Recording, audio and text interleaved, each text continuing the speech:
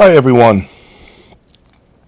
Today's video is to talk about a couple of updates, of course, and the Griffin Pandora that you see there in front of you. I am right now going to show you the unpacking through some pictures so that you can take a look right now at what it looks like, what this beast looks like. The beauty, of course, that it is, all the connectors and everything, the remote control, everything that it comes with. It feels like a very, very, very impressive preamplifier from a quality standpoint. I gotta tell you guys that the expectation for this preamplifier has been massive. It really has been. Extremely excited to have it here. It just got here maybe a few days ago. It is brand new. It is not broken in. I don't know how much change it will make over time, but it has been on since I received it Monday. Today is Thursday night, and I'm filming this. In case you guys don't know, I film a lot of my videos in advance, usually late at night. Because, as you know, I do have a 9 to 5 that I have to be, very responsive with. And I usually do a lot of my filming throughout the weekend or late evenings. So I can tell you guys that it has been a very, very interesting journey with this Griffin Mephisto amplifier. When I first got it here, I had a tremendous amount of power, grace, information. I would say at times it got a little too much. It was sometimes just way too much. And I'll be honest with everyone, I was very, very nervous about what I was hearing. Because I came from a very magical combination, which was the Merrill Audio monoblocks with the Audio Research Reference 6SE preamplifier. That combination was lethal. That combination was beautiful. It was fast, musical, very, very engaging. It never disappointed me.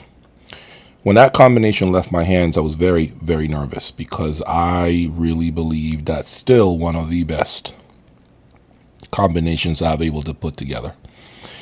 If you have followed my journey and you have looked at my YouTube channels, my YouTube videos, excuse me, and you should if you have not. You circle back to see my journey and everything I've owned and I put in front of you. I have a very good instinct. My intuition is very big with regards to audio because of the amount of exposure that I've had to different products, lines, price points as well. And, as you guys know, I have even the more affordable options here. The 13A Martin Logan, the MagnaPen 20.7s, and then, of course, the Alexia 2s that you see here before you. So I have a very big exposure to all sorts of price points. That allows me to pinpoint, if you will, the differences as you go up the ladder. Now, I want to say that just because you spend more money, as I've mentioned it on my previous video, does not mean it's going to reward you with a bigger performance. So, adding the critical mass stand that you see in front of you, okay, where the Mephisto sits on. Let me just get up close before I keep talking about it. Okay, it's a huge thing. It's massive. Look at that. It's very big. It's a big stand. It's very sturdy. It basically was designed for my amplifier. I special order it for this amplifier to accommodate not just the size, but also the weight. And of course, critical mass takes into account all of those in order to build you a great platform or a filter for your device. Okay, so when I did that, I definitely got an improvement. Some say it will continue to break in.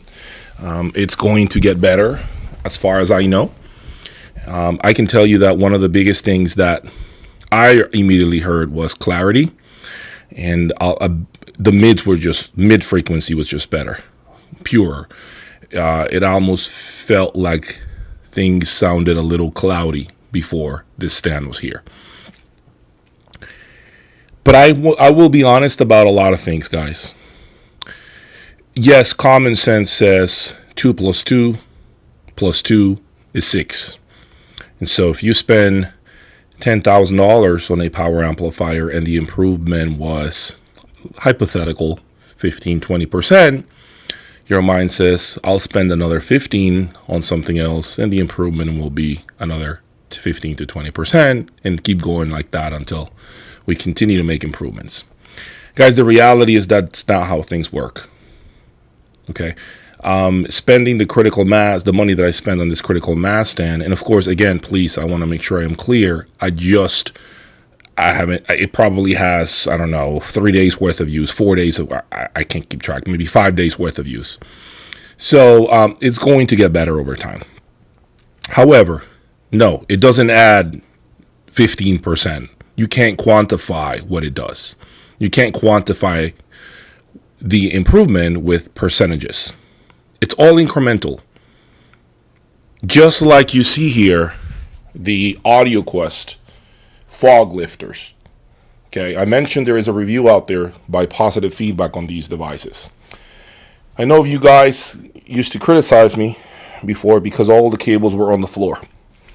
Well, if you pay attention right now, everything is connected. Everything is on fog lifters. Obviously, I don't care about the parasounds because they're not even being used right now. But if you pay attention, everything right now is on fog lifters, off the floor, up until they enter my stand. Of course, at that point, I have no control. It's very difficult to put any cable risers because the AudioQuest Dragon power cords that you see here are very stiff. They do not have any flexibility. It's very difficult to route them correctly. So I had to do what I had to do. But if you see it, I mean, everything is all the way up until the speaker on lifters. A lot of you guys gave me a lot of negative feedback, if you will, because I had them on the floor. But I took it with, and no problem. And I also got criticized because I put the Momentum M400s on the floor. And I am guilty of that as well. I think it was a huge mistake on my part, but I'm learning. As you can see, that's no longer the case. Now I'm trying to make a point, trying to show you guys how I am approaching things, because I want to leave very little room for mistakes or overlook. I do not want to overlook. Now, can I do better with a music server, a dedicated this, a dedicated that? Yes, I can. I can go as far as you can imagine. But I have to draw the line somewhere. I have to. Okay, I cannot improve everything, every little tiny thing. Some of you guys are mentioning, why are the Wilson Alexias on wheels? It's simple, because I have this here. And because I'm a one-man operation. I cannot put those things on the side, install spikes, and do all of that work on my own. I'm not about to do that. At some point, as you guys know, the Alexias will go like everything else, because something else will come in that I will play with. And I don't feel like I want to go through the hassle of putting spikes on and off. Yes, guys, it does improve. The speaker gets better. It does. I did it with the Sasha DAWs. The Alexias are no different.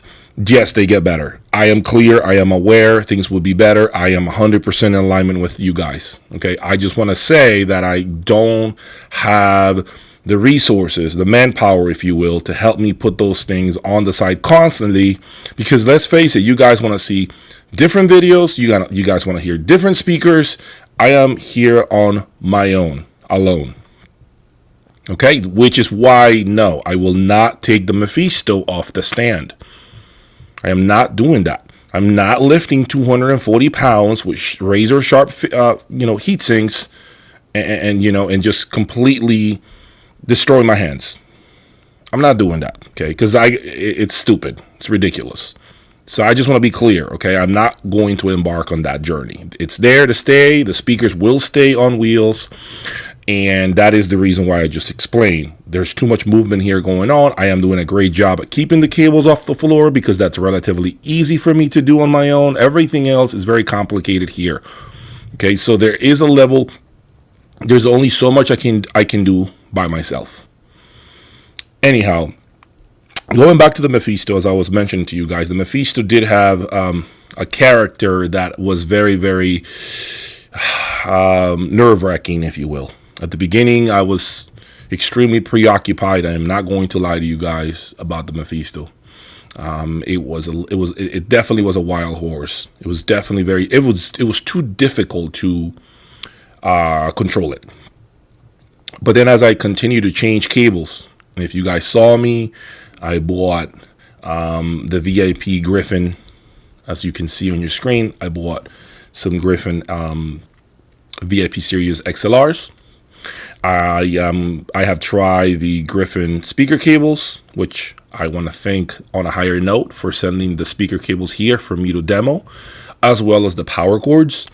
I did end up buying, because of what they sent me to try, I did end up buying 2 sets of Griffin VIP Series XLR, because I do believe they add something to the Mephisto that allows the amplifier to be a little more not composed. It just brings a lot more magic out of the amplifier.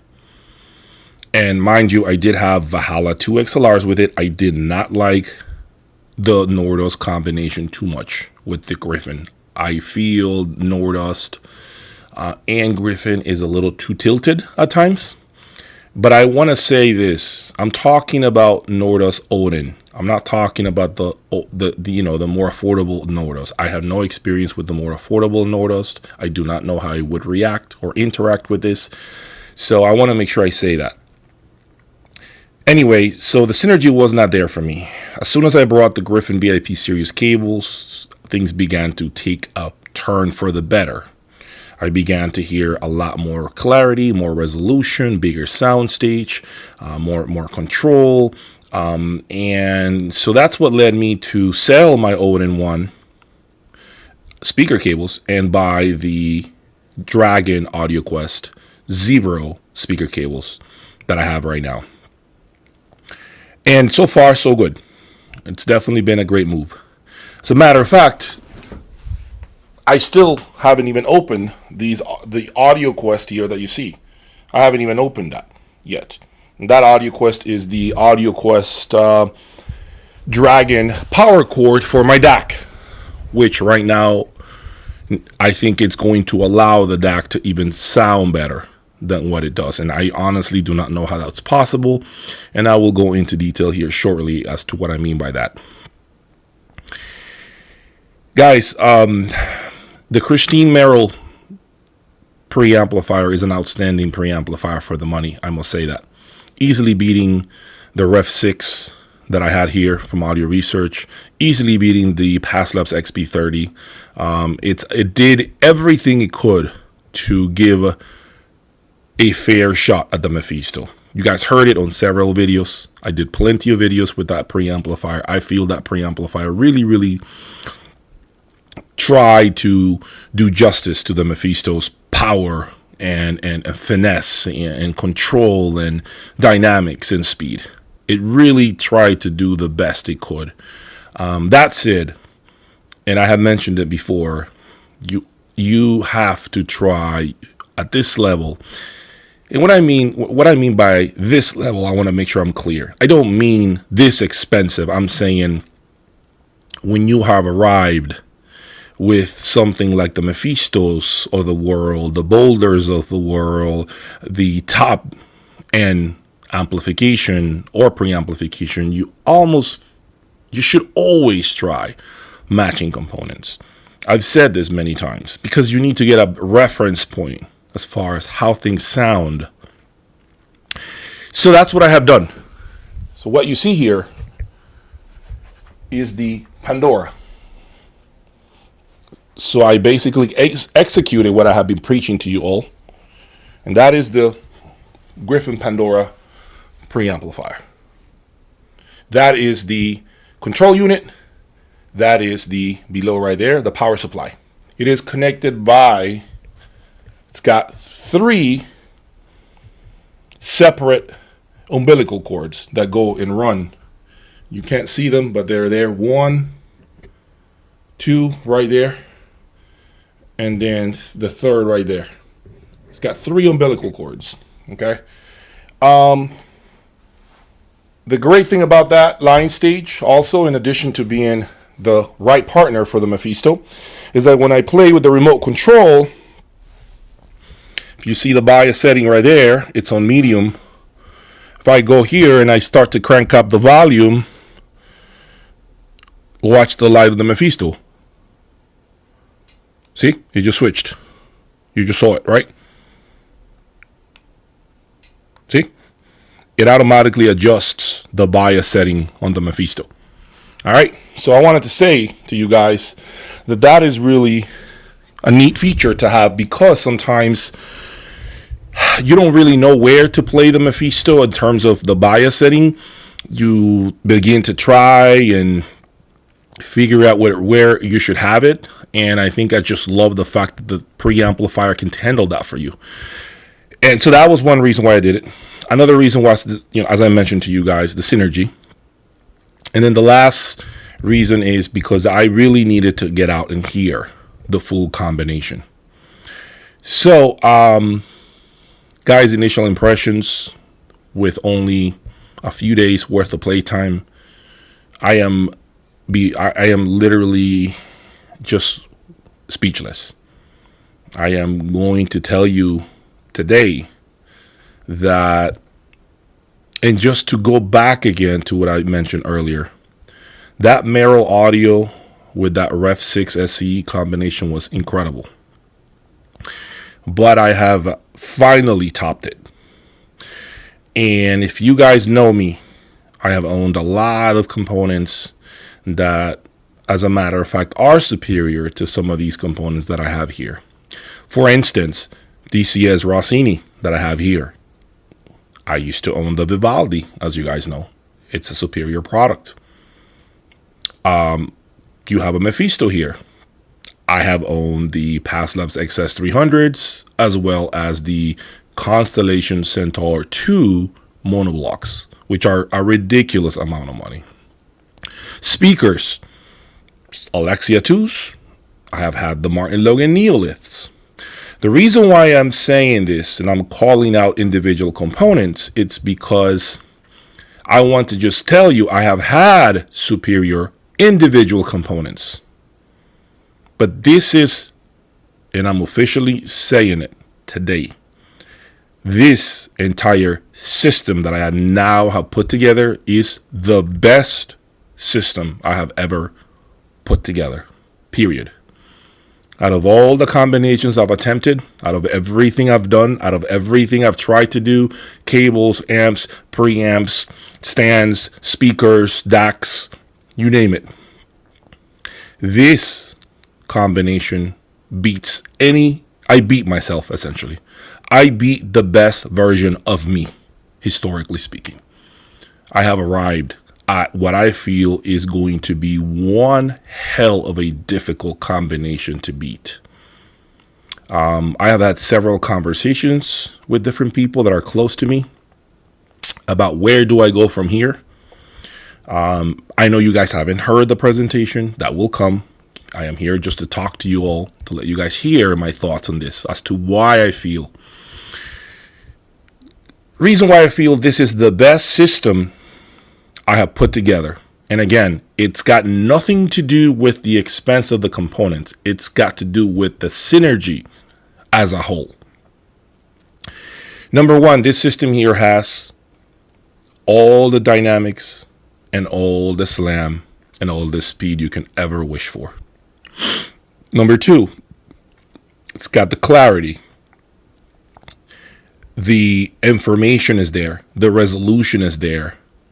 And now, for the first time, I can tell you, every single song sounds incredible.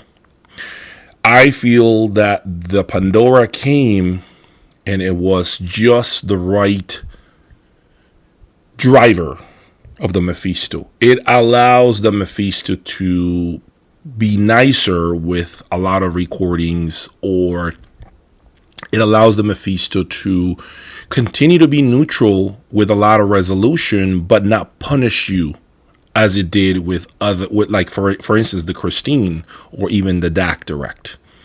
I now understand the Pandora, first of all, added a massive soundstage, far bigger than the Christine Merrill Audio did. Far bigger. It added much better bass. Much better bass. It added more information. It relaxed everything. It made everything just chill. It made everything just go back, but still retain a lot of the nuance that we all are really, really always looking to get. The Pandora is really, I feel like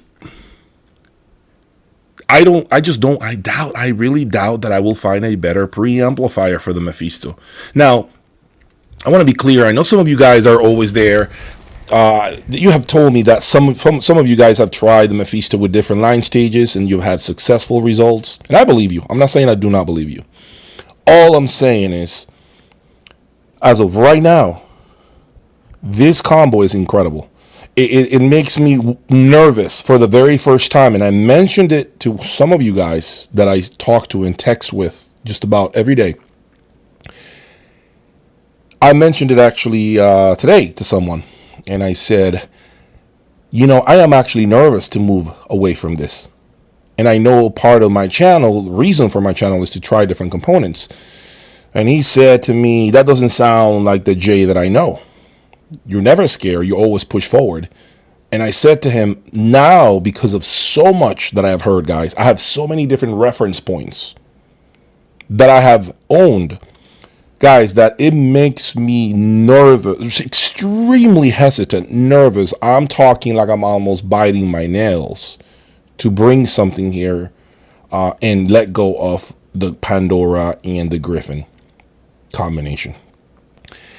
I am not sure, guys, if I'm actually going to be able to ever bring something while I still hold on to the Mephisto and the Pandora. Because remember, at this level, I am going to have to buy something.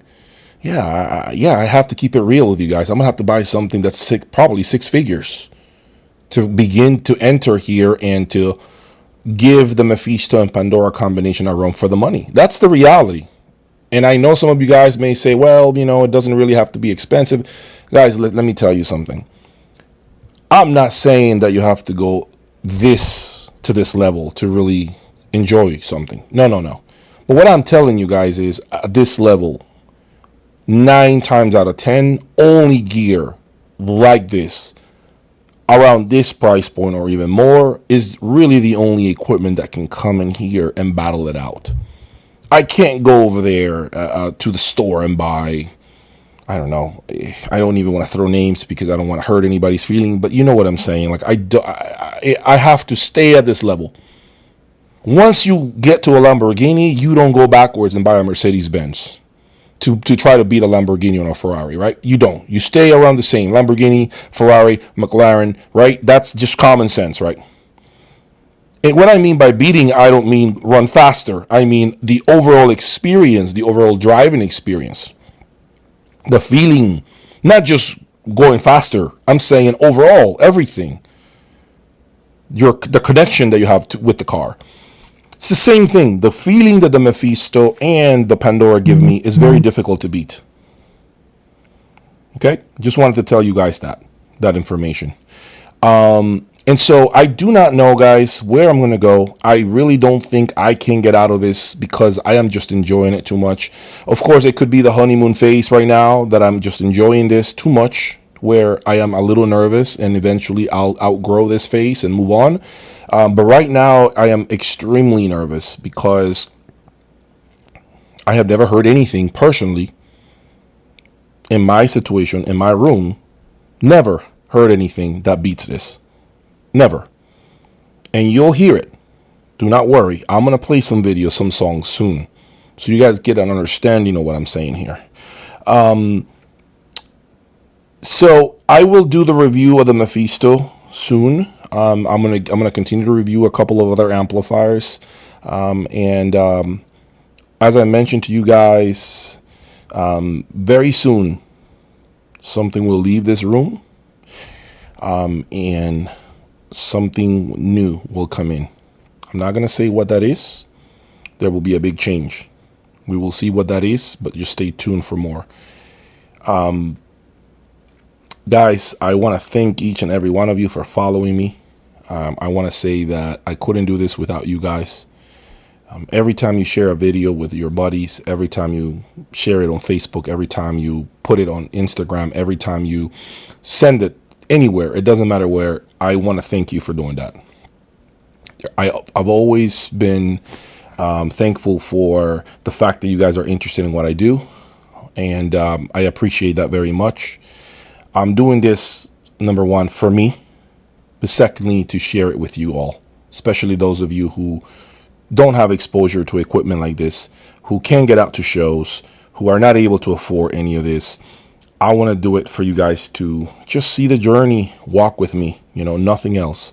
I know that there are different levels in audio or in any industry, and this is no different than buying your dream car and making it as fast as you want it to be, or your house, or whatever it may be. Okay, and for me, this is a dream. I think right now, knowing that I have finally put together what I consider the best presentation, the best system, holistically, as a whole, the entire thing is the best I've owned, makes me feel extremely happy, because I feel that it's now going to be a matter of beating myself. It's now going to be a matter of, can I beat Jay? I'm not trying to compete against anyone. I'm trying to compete against myself, the better version of me. Can I beat myself? And that's what the journey will continue to be about. Okay? And for you guys that are always asking me if I am going to be reviewing any more, like another DAC. I think someone was asking me about the MSB DAC. I don't have any intentions right now to bring any MSB. I don't have any intentions to bring anything to replace my Rossini at this time. I think I'm pretty content with what that is, with this DAC. And maybe eventually I will. No, that's not going to be replaced. But I do have two special pieces arriving. I still got more boxes to open. Leave it at that. A lot more to open that I have not told you guys. And stick with me, all right? Subscribe. Pretty soon you guys are going to hear this. I'm going to put a video. Please, if I play songs that you're not familiar with, don't kill me. Don't go criticizing. I'm doing teasers. Teasers are for you all to hear, not to be trying to be a judge all of a sudden. It's for you guys to hear. So I'm teasing you all for what's to come. That's what I'm doing, okay? So eventually I'll come around with the same songs. I know some of you guys are telling me, play different tunes. 50% of you guys tell me, Jay, change the songs, put something else on. And then the other 50 comes back to say, don't do that, because then I can't go back to older videos and compare. I want to tell you guys, read your comments, because a lot of times you guys tell me things, but you're not reading the comments from the rest underneath the video. See how your comments compare to everybody else's. And then question first, are you listening with the right equipment? Because if you're saying something sounds horrible, and then you have 90 people below saying, wow, they're incredible sounding, I would be worried about what you're using to listen to your system. To my system. So before you give a criticism, look at what you're using. Are you using an iPad just with the speakers, your speakers? Are you using a phone? Are you using at least a good set of headphones? What are you using to analyze, to give your opinion? It's important. And by the way, some of you guys will say the bass is not there, or it needs more bass, or it needs less bass. Let me just say something.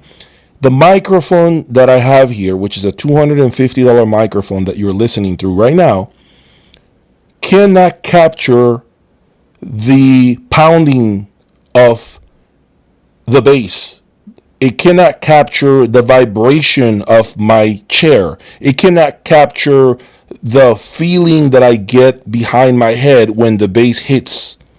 The microphone cannot capture that. It cannot capture the pressurization of the bass. So remember that. When you listen to it, remember that. The mic, that's one known flaw about a lot of microphones. Not to mention the compression of YouTube. I mean, that's another whole conversation. So remember, you get an understanding of what the bass is. But if you're thinking, if you're under the impression it's too little, just remember it doesn't quite really grab everything. The microphone does not give you the huge punch in the stomach that I get when the bass hits. It doesn't do that. You have to be here. So whatever you can pick up through your rig is an approximation and not necessarily 100% of what's happening in here. I want to make sure I say that, okay? Stay tuned because you're about to hear Jay's best audio system ever. Please subscribe.